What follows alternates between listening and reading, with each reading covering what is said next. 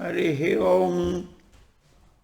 अथ श्रीमद्भागवते महापुराणे सप्तमस्कन्धे पञ्चदशोऽध्यायः। श्रीनारद उवाच। कर्मनिष्ठा द्विजाः केचित् तपोनिष्ठा नृपापरे, स्वाध्यायेऽन्ये प्रवचने केचन ज्ञानयोगयोः। ज्ञाननिष्ठाय देयानि कव्यान्यानन्त्यमिच्छता, दैवे च तदभावे स्याद् इतरेभ्यो यथार्हतः। द्वौ दैवे पितृकार्ये त्रीन् एकैकमुभयत्र वा, भोजयेत्सु समृद्धोऽपि श्राद्धे कुर्यान्न विस्तरम्। देशकालोचितश्रद्धा द्रव्यपात्रार्हणानि च सम्यक् भवन्ति नैतानि विस्तरात् स्वजनार्पणात्। देशे काले च सम्प्राप्ते पुण्यन्नं हरिदैवतं श्रद्धया विधिवत् पात्रे न्यस्तं कामधुकक्षयम्। देवर्षि पितृभूतेभ्य आत्मने स्वजनाय च अन्नं संविभजन् पश्येत् सर्वं तत्पुरुषात्मकं। न दद्यादामिषं श्राद्धे न चाद्याद्धर्मतत्त्ववित्। मुन्यन्नैः स्यात् परा प्रीतिर्यथा न पशुहिंसया। नैतादृशः परो धर्मो नृणां सद्धर्ममिच्छतां। न्यासो दण्डस्य भूतेषु मनोवाक्कायजस्य यः। एके कर्ममयान् यज्ञान् ज्ञानिनो यज्ञवित्तमाः।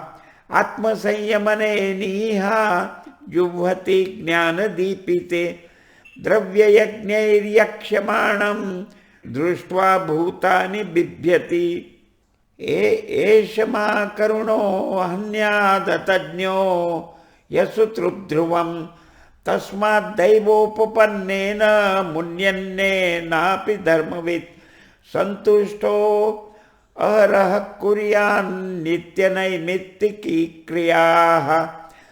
विधर्मः परधर्मश्च आभास उपमाचलः। अधर्मशाखा पञ्चेमा धर्मज्ञो धर्मवत् त्यजेत्। धर्मबाधो विधर्मः स्यात् परधर्मोऽन्यचोदितः। उपधर्मस्तु पाखण्डो दम्भो वा शब्दभिच्छलः। यस्त्विच्छया कृतः पुंभिराभासो याश्रमात् पृथक्। स्वभावविहितो धर्मः कस्य नेष्ठः प्रशान्ते। धर्मार्थमपि नेहेत यात्रार्थं वाधनो धनम्। अनीहानीहमानस्य महाहेरिव वृत्तिदा। सन्तुष्टस्य निरीहस्य स्वात्मा रामस्य यत्सुखम्। कुतस्तत् कामलोभेन धावतोऽर्थे हयादिशः। सदा सन्तुष्टमनसा सर्वा सुखमया दिशा। शर्करा कंटकादिभ्यो यथोपानत्पदः शिवम्। सन्तुष्टः केन वा राजन् न वर्तेतापि वारिणा। औपस्थ्यजव्यकार्पण्यात् गृहपालायते जनाः। असन्तुष्टस्य विप्रस्य तेजो विद्या तपो यशः। स्रवन्तीन्द्रियलौल्येन ज्ञानं चैवावकीर्यते। कामस्यान्तं चक्षुतृभ्यां क्रोधस्यैतत्फलोदयात्। जनो याति न लोभस्य जित्वा भुक्त्वा दिशो भुवः। पंडिता बहवो राजन् बहुज्ञाः संशयच्छिदः। सदसस्पतयोऽप्येके असन्तोषात् पतन्त्यधः।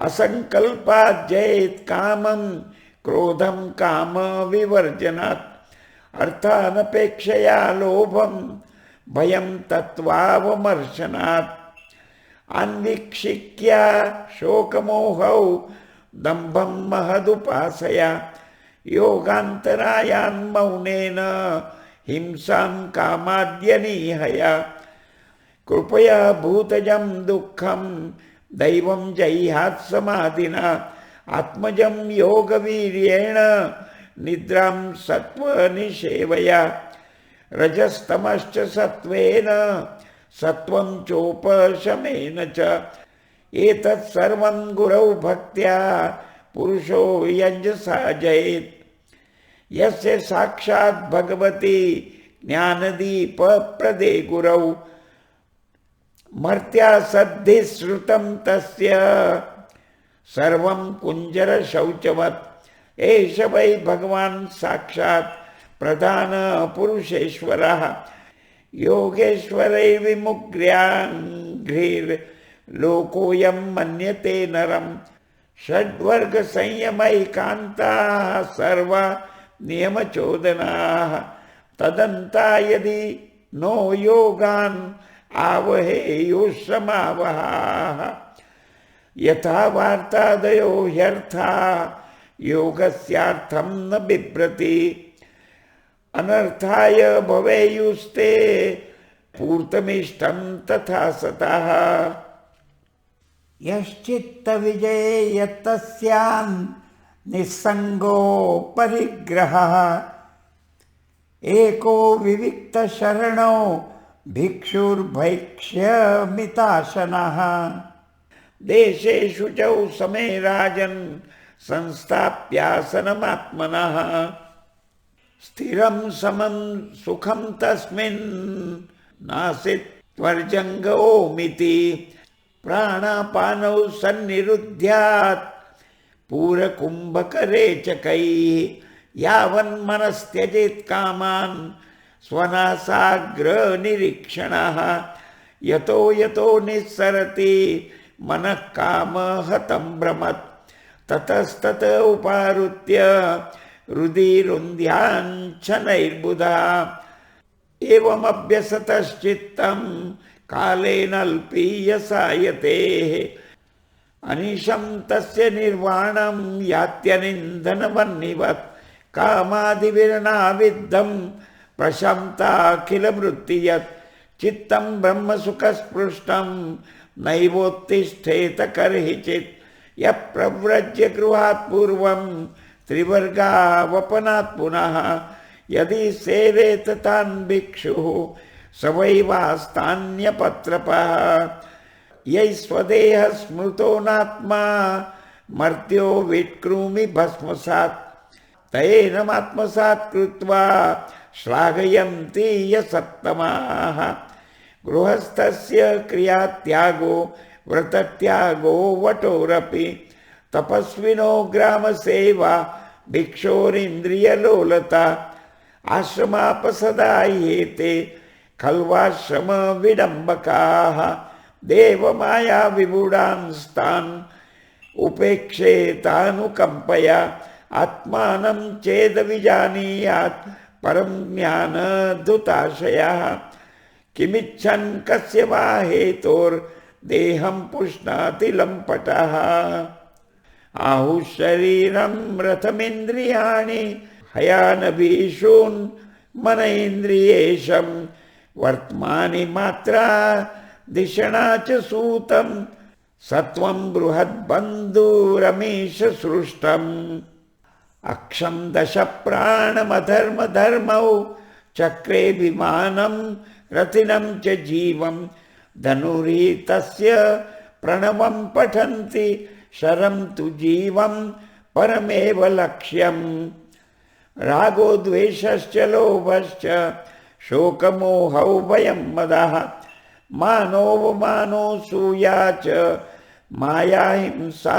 च मत्सरः रजः प्रमादक्षुन्निद्रा शत्रवस्त्वेव मादयः रजस्तमः प्रकृतयः सत्त्वप्रकृतयः क्वचित् यावन्नृकाय रथमात्मवशोपकल्पं धत्ते गरिष्ठचरणार्चनया निशातम् ज्ञानासिमच्युतबलौ दधतस्तशत्रुः स्वानन्दतुष्ट उपशान्त इदं विजह्यात् नो चेत् प्रमत्तमसदिन्द्रियवाजिसूता नीत्वोत्पथं विषयदस्युषु निक्षिपन्ति ते दस्यवः सहयसूतममुं तमोन्दे संसारकूप उरुमृत्युभये क्षिपन्ति।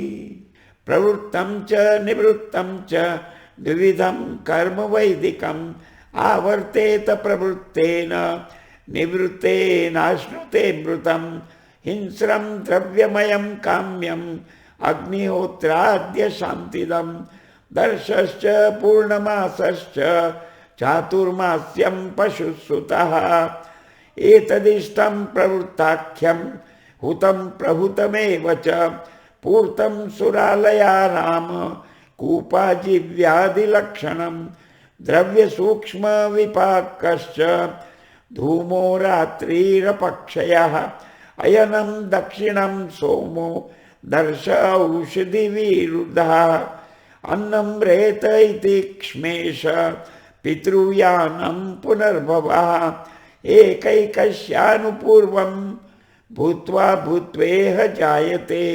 निषेकादिश्मशानां तैः संस्कारैः संस्कृतो द्विजः इन्द्रियेषु क्रियायज्ञान् ज्ञानदीपेषु जुह्वति इन्द्रियाणि मनस्युर्मौ वाचि वैकारिकं मनः वाचं वर्णसमाम्नाये तमोङ्कारे स्वरे न्यसेत् ओङ्कारं बिन्दौ नादे तं तु प्राणे महत्यमुम् अग्निः सूर्यो दिवा प्राणः शुक्लो राकोत्तरं स्वराट् विश्वोऽथ तैजसः प्राज्ञस्तुर्यात्मा समन्वयात् देवयानमिदं प्राहुर्भूत्वा भूत्वानुपूर्वशः आत्मयाज्युपशान्तात्मा ह्यात्मस्थो न निवर्तते येते पितृदेवानाम् अयने वेद निर्मिते